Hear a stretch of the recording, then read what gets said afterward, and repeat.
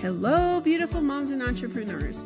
My name is Charisse Walker, and I'm your host of the Unbreakable Mompreneurs podcast. This is a place where we come together to learn, grow, and inspire.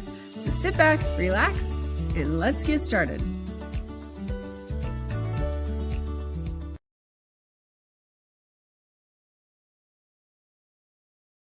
If you are feeling like what you're doing in life, you're just kind of burned out, or you feel like there's something more, well, Shannon Russell is the founder of Second Act Success Center. And so I'm going to have her introduce herself. But yes, this is the time where if you feel like you need a pivot, then listen up. So Shannon, without further ado, why don't you introduce yourself?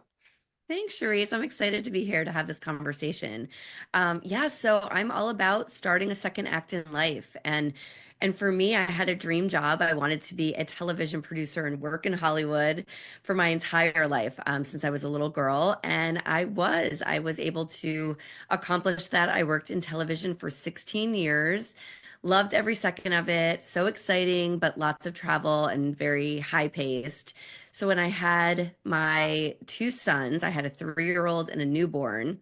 That is when everything changed for me, and I realized I just didn't want. I wasn't aligned with that career anymore. Now I wanted to be a more present mom for the kids. And that's where everything kind of changed. And I started looking at what else can I do for a second act. And from there, I opened a franchise business, really learned about what it takes to build a business.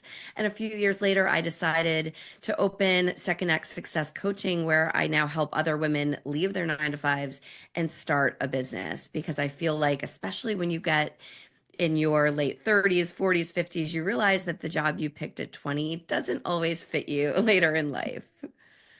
You're speaking to me because Yeah. that's what happened. I mean, I had to be the breadwinner with my first marriage. That wasn't even a choice. And so I had 4 kids, always wanted to be the stay-at-home mom, never got to be. And so then get divorced, and then a couple years later, meet my husband, and he did have a job. He was the breadwinner. And so, I mean, I was making more than him, I will say, but he's like, you know what? I want you to stay home because we just had a baby. And so I did. I went from directing colleges to being a realtor, which I love. And it actually has made me way more money than I ever thought I could, especially, I mean, I was a director of a college. You make pretty good money, but yeah. Yeah. And I have the freedom now so that I have special needs kids. I was able to be home. Plus, I had these 2 beautiful little babies as well that I could now take care of. And so you resonate with me, and I'm sure a lot of the people that are listening as well.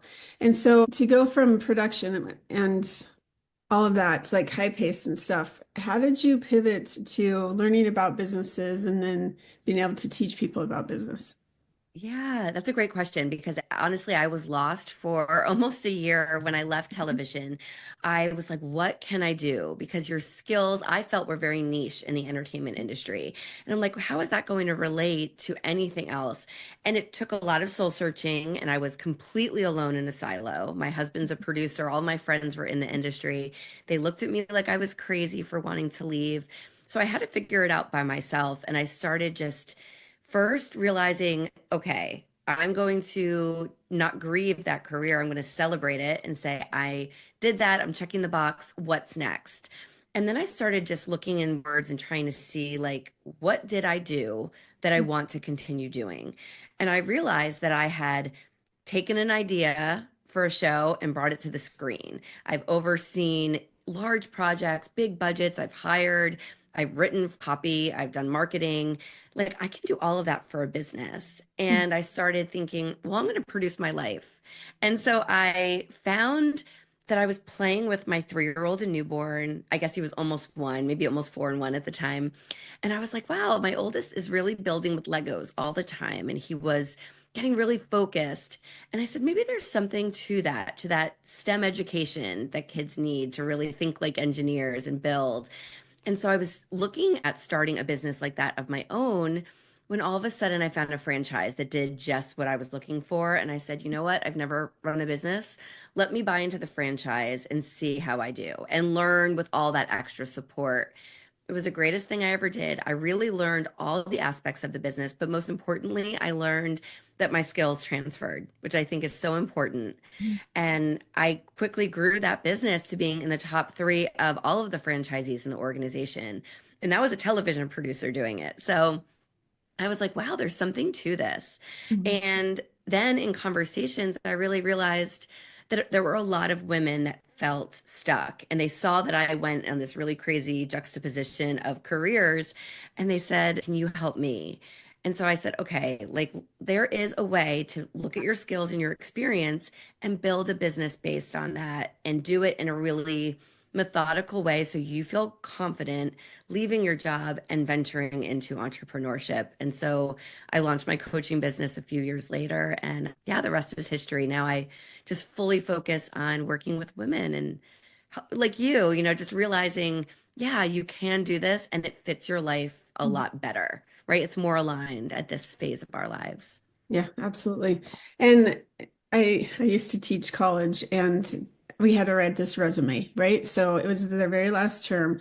And so it was all about how to get a job. Like you've been in school for 2 or 4 years. Now let's help you get this job. And writing resumes, I call it transferable skills. And so if I like to teach, well, now let me teach people and educate them about how to buy a home or how to sell a home. It's the same. It's what can you take from your other job? And I think that that is key because if you can hone in on those specific skills, then really you can do anything in that area. I love that. And don't you think too, though, that so many times we're so in it that we just think, well, everyone else can do this too. And sometimes it just takes you looking and going, wow, you know what? That is kind of special and unique. I can take that with me, and not everyone knows how to do it. So it's going to benefit who I'm serving and help in that business. But sometimes we just need that outside perspective or just to reframe our mind to say, no, what we have to offer is really valuable. Yeah, I agree. Okay, so you leave the business, you buy the franchise, and then the franchise is not the current company you have, right? You I sold that a year ago. Mhm. Okay, so how did you get clients for this new company that you've started? Yeah, so I had customers from my franchise that were asking me to help them. I had some friends, and I started a podcast around the same time. So my podcast was is the same name as my business, Second Act Success. And so I started the podcast to really share people's stories like yours of how you went from the first act to the second act to inspire listeners. And as I did that, I started getting clients from the podcast. And then as I was trying to wean off my franchise, I was really getting more hands off. I had a team that was running it. A lot of local mom entrepreneurs or wanted to be entrepreneurs were seeing that I was doing something else and they knew me as the business owner of the franchise. So they started asking me, and those were some of my first clients, were just moms that, you know, kids came to my franchise company and I started helping them take this idea for a business and truly build it out. So, yeah, that's where it kind of started. And then people outside of my circle through the podcast and word of mouth and has just grown over the years. Isn't it interesting how important it is to maintain relationships? Because if you burned that bridge because you're like, I don't care, I'm selling business anyway, then your reputation is everything. And so if you don't take care of your clients and take care of the people and be genuine, authentic, not going to be able to carry them over. And so you were able to bring them over. You created the reputation. Even though you sold the business, you still had the reputation. And so you were able to get clients from that. So I think that's fantastic. Hmm. Yeah, that's important in any industry, don't you think? Absolutely, 100%. Mm.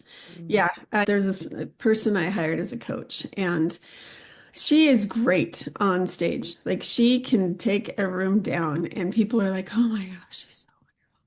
But if you go under the surface, there's two different people, and unfortunately, I think the reputation is starting to catch up because you can deliver on a stage, but if you don't follow up and back up what you say and what your claims are, it does affect you. And so, yeah, your reputation, it's how do you want to be known and sticking to your true and core values. So, Mhm. I agree. And um, being genuine, like you said, not being fake about it and really truly caring about the people that you're working with and wanting mhm. to see them succeed, I think is so important. Not looking at the price tag, as a person with a dollar sign. Yeah. Yes, exactly. So what are some of the things that you learned from the business that you built and sold that you have transferred to this new company? I think it's relationships, like you said. It's really just seeing that by having those relationships, by seeing that success can be made in one business, I was excited to start another business. I think when you leave a corporate job and you start as an entrepreneur, you say, wow, this is really fun and it's challenging and it's overwhelming all at once. But Mhm. you see some success and you're like, well, I want to start another business and I want to do another venture and I want to do this. And so I was like, let me add it. Now I have my clients. I have the podcast. I just wrote a book that's coming out this spring. And I'm seeing that there's multiple ways to reach people and have an impact. And with my franchise, I worked in one little territory. Now I'm able to talk to people all over the world. And with my book now, I'm hoping to help that many more people get that inspiration and those tips to make a change. So, yeah, I feel like I learned that you can really have an impact on others and to just keep communicating, keep putting yourself out there and view that challenge as an adventure, right? Just make it fun. Yep, that's great. Okay, so talk to us about your new business. Like, what are you doing now? Yeah, so with Second Act Success, I'm coaching one-on-one. I have a course. I tried a membership for a little while, and then I realized that there wasn't really too much of a need for that. So I worked a lot of what was in my membership into my course, my program, which is like a course that you can take on your own plus group coaching. And that's really what I'm focusing on right now. And then, of course, the book takes up a lot of time, as you know, to get out. It's Yeah. another business in itself, Mhm. but super, super fun, scary and exciting all at once. Mhm. But yeah, I'm just really enjoying the one-on-one work with clients and seeing the progress. I have a client, I feel like I like talk about her all the time, but she was working as a teacher when we first met, and then she started these small children's classes on the side, and Mhm. she started building it and building it and building it. And then she said, you know what? I want to open a brick and mortar. And I had a brick and mortar with my franchise. So she's like, can you just tell me everything? Can you help me do it? And I did. And she opened it last fall. And it's just incredible to see that she was able to quit that job, grow Mhm. this small business until she felt confident. And now she has like this dream center that she wanted. So I love those one-on-one relationships to really see that progress and feel like they're your kids. You're so proud of them. No, that's really cool because that's not easy. I did that with a college and it's hard Right. Oh to my open. gosh. I mean, even to the point, I think someone said, don't forget the trash cans. And I'm like, what are you talking about? She goes, oh yeah, we opened this whole school and then kids had no place to put the trash. I'm like, noted. I'll order trash Wow. immediately, But Did it's you just, open the whole school yourself? yeah. Wow, that's Yeah, it incredible. was a lot. It was a nursing school, it was a dental hygiene school, HVAC. So yeah, it's still open to this day. I'm not part of it, but yeah, it was good. So Mhm. yeah, don't forget the trash cans. That is amazing. Like every last detail, right? Yeah. Maybe I'll write a book about that, right? I Don't think you forget, should. listeners. So what's your book about?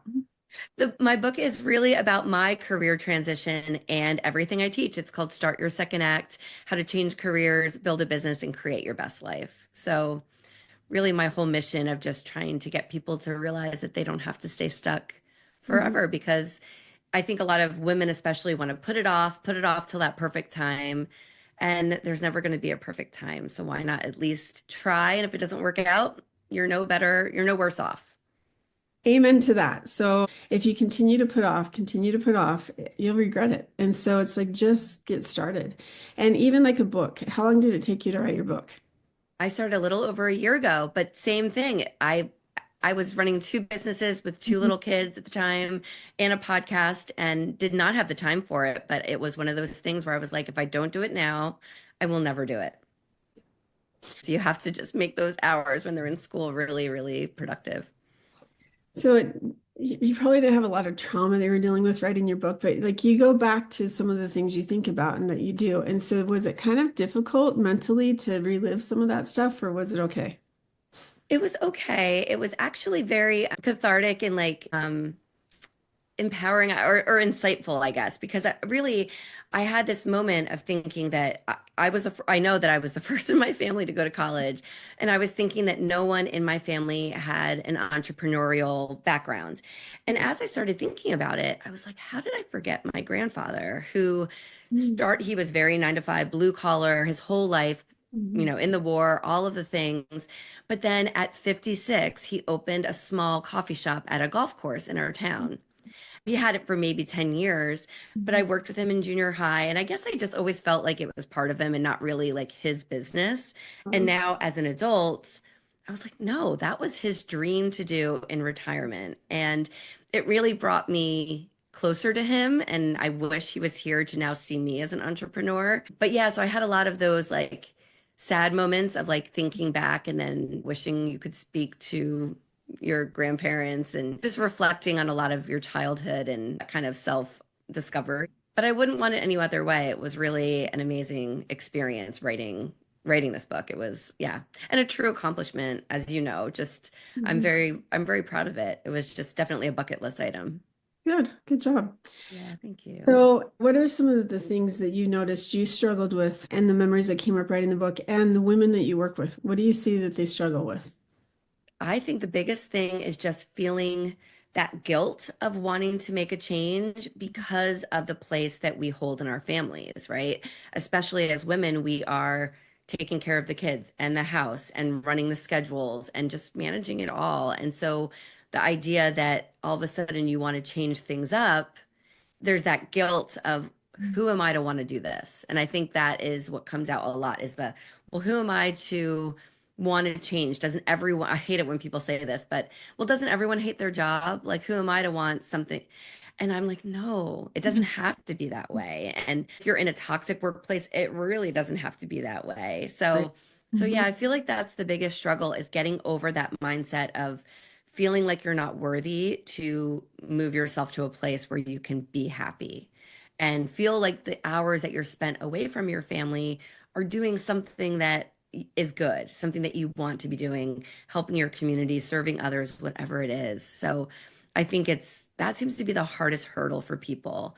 And that's why I am not like some other big names that say, well, put your date down on the calendar and then you're going to quit on that day and you're going to figure it out. Mhm. I'm very methodical in that sense. I want people to think about what they want to do, research it, feel confident about it, and then look at their finances, look at the timeline, and do it in a way where they can feel very, very secure instead of just leaping and then hoping for the best. I think that that is my motto. Why I think you just put into words exactly what I've been trying to figure out because so thank you. I don't think you even really do it. Maybe the title of my book should have been Trapped instead of Ooh, Flipping the Iceberg because, and again, listeners don't get any ideas. This is on it, but yeah. I think that that is the thing because I was in a marriage where I felt trapped for 15 years. And well, I'll say 13 because out of 15, by year two, I'm like, I'm done. So I felt trapped and I stayed in this marriage trying to make it work, trying to make it work. And then because I was the breadwinner and I loved what I did, don't get me wrong, I love teaching. I would do it in a heartbeat again, but I felt trapped because I wanted to be a stay-at-home mom, right? And so then I go into this career and I think for the first time, once I was able to break free from that marriage and break free from that industry that was so discriminatory and sexual harassing, that I didn't feel trapped anymore. And I think that that's the mission is to get out. And I think that's probably what you're trying to do is you don't have to feel trapped in a career where you're not happy. It doesn't bring you joy. Like my three things are find your joy, find your peace, and find your passion. And if you can do those things, then you can have the life. And I truly believe we're put on this earth to find happiness and to bring happiness and joy to other people. So if you're miserable all the time, like what are you trying to accomplish? You know? Mhm. And so thank you. Because Yeah, no, your your missions like it's all very aligned. I feel like we're super super aligned with that. And I think it goes back to that piece of like don't grieve what you're trying to leave too. Like ooh, just say, good okay, well one. that was great for the time that it was, right? Like and say, well, what else is next? And it's an adventure. You know, it's like another bucket list item like we were saying. We get this one life to live, so just don't take it for granted and know that yeah, you loved your job when you were in your 20s and 30s, but in your 40s, it might not fit you. So, what will fit and work towards that? Because it's that joy that you were mentioning that is what life is about, I think. And we want to strive for that. I think that that's something that's really important. Like at the beginning of this year, I think we were 2 weeks into the year, and I think either I or people I knew had lost. Like 20 people had lost someone they knew within 2 weeks, like the beginning of this year. And I was like, holy cow, so many people are passing away. What the heck? And I then thought about this. So I thought, okay, so if I were sitting or lying in that casket, how would I want my life to have lived, and how do I want it to look? Who do I want to be there? And actually, in my book, I talk about, right, your eulogy. And it really is something that you have to think about because how many, like, there was this police officer that was coming home from work one day and somebody drove the wrong way and it killed him. And so it's just like, you don't know when your time is up. And so are you living every single day to the potential that you're supposed to be living in your mind and as well as God's mind? Don't waste it. It's a blessing. Every single day is a gift. We had to start these chemo drugs on my daughter. She doesn't have cancer, but she's got an issue that's plaguing her, and there's treatment. Like, I put it off for 2 years. I tried, but she's just getting worse. So I'm like, fine, I succumb. I'm going to give these to you. And so I started thinking, what if she would have had cancer? Like, I feel so blessed that even though it's horrible stuff, but I feel blessed that she's able to take this and heal. But be grateful if you're struggling with these health issues, if you're struggling with things like, what do you want to do in life? And go do it. Don't let anything stop you. And I think that's your mission, right? Let me help you. Oh gosh, yes. And I could cry just having this conversation with you because it's everything that I believe as well. And I think about that often. I wonder if you do. Like, just knowing that we have a podcast, right? Our voice is there for our children to go back and listen to one day, or just to know that we produce this and we can be proud of it, or the book coming out. Like, I'm like, wow, this is something that I can be really proud of myself. I'm proud of the messaging that I'm trying to deliver. I hope my kids are proud of it. And yeah, and I feel at this point like I am very fulfilled in a lot of ways and happy. And I think I just want everyone else to feel that way too, right? And I can sense that you feel the same way. And it's just trying to say that, like, what are you waiting for? Like you said, like, this is the time. Mhm. I love that. Yeah, thank you for this conversation. No, It really, yeah. I'd love to talk longer, but I'm sure your time is short. And so, Oh no. I want to talk really briefly about just one question because I always like to talk about moms if you're a mom. And so imagine sitting on the park bench and this 9-month pregnant woman comes and sits next to you and you start talking. She's a first time mom. I think you said your oldest is 12, which, by the way, my youngest two are the same age as yours. And so, what is one piece of advice you would give that new mom if you could give her anything? Embrace every single moment, because I think, and I had postpartum depression after my first son. So I was very cautious with my second, of like, oh, what's it going to be like? And I think I was so worried that I didn't enjoy a lot of it. And so I would say to her, like, enjoy every second, enjoy the changing the diapers, enjoy the getting up in the middle of the night, and just embrace all of it. And whatever time you have, spend with those kids, and be fully present, no phones, just playing on the floor with the toys. Because even with having my kids be 9 and 12, like, there's like black space when I think back to certain times, and it kills me. I want to remember every single thing. Thank God for our phones and for videos. But yeah, I just think, just embrace every second, hard or easy, just savor it all. No, phenomenal advice. You have to have a good relationship with your kids, and if you do, they have a good relationship with each other as well. So I think that's Yes, exactly. well. I love my two boys, and I hope they're mama's boys forever, because, like, I'm getting into the years where you're not so sure how it'll work out. But It's very true. It's very true. yeah. So for our listeners, if they wanted to find you, how would they do that? Yeah, so you can go to startyoursecond.com, and that's a link to my book. And there's a free second act journal that I've created that you can download for free. And then that also, you can link to the rest of my website and, my podcast and coaching and all of that. Oh, thank you, Shannon. That's so great. Yeah. And thank you for being on the show. Oh, I've had such a great conversation with you, Charisse. Thank you very much. Well, thank you. And Unbreakable Moms, I want you to be just that, unbreakable. As we talk today, you go find your passion, go figure it out. And if you're not happy where you're at, then reach out to Shannon or me. And we would love to be able to help you find what you are truly passionate about. So go out and make it a great day. Beautiful moms, remember, you are unbreakable. Keep illuminating the world with your strength, pursuing your dreams, and reveling in the splendor of motherhood. This is Charisse Walker, bidding you farewell for now. Stay tuned for more empowering conversations on the next episode of the Unbreakable Mompreneurs podcast. Until then, keep shining bright. Signing off with love, Charisse Walker.